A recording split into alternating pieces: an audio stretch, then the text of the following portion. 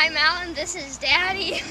They were here at the Lisle Eyes to the Sky Festival in Lisle, Illinois. There's lots of great stuff to do at the Eyes of the Sky Festival. It's 4th of July weekend. They're going to have fireworks later and carnival and stuff like that.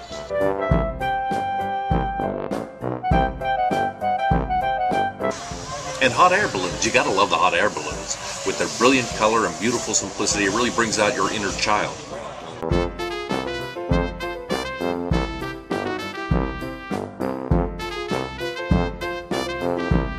We had to get up pretty early in the morning to see the balloons. As the sun heats the air, the winds pick up, and that's not good for hot air balloons.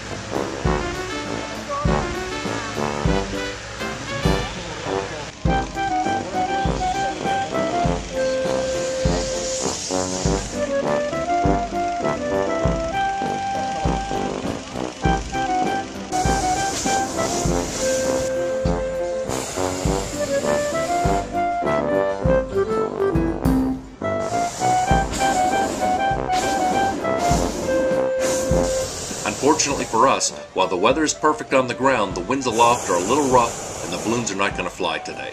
Still, it's a lot of fun to see these things up close. But the most interesting thing about the balloons is the physics that are involved. You see, we've got air surrounding us all the time, It's pushing on us like this, you see? And because it's a gas, well, it naturally fills in the voids. When I pushed him away, the air came rushing back in, right? But because of gravity, the air is denser down here than it is up there. Well, if we took everything out of a container, Morning coffee. Element creating a vacuum, it should fly right up to the sky. But gravity is still pulling down in the container. So, if we had a container that was like really super lightweight, like the nylon balloons, you would think that it could still float up in the air. Unfortunately, with all that air rushing around us, it pushes on the outside of the balloon and it crushes it like that. So, instead, here's what we do. We heat up the air and the air spreads out. It has a less mass and the molecules are flying around and it, bang, hits the side of the balloon. And the balloon still maintains its shape.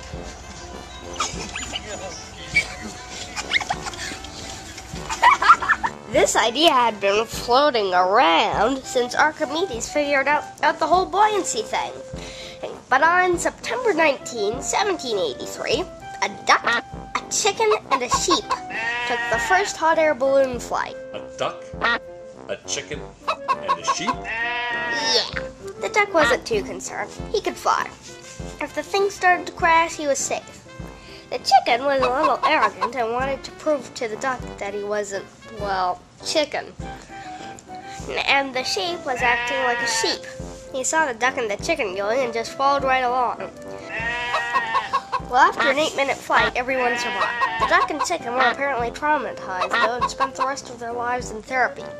The sheep, who was too dumb to know any better, was just fine.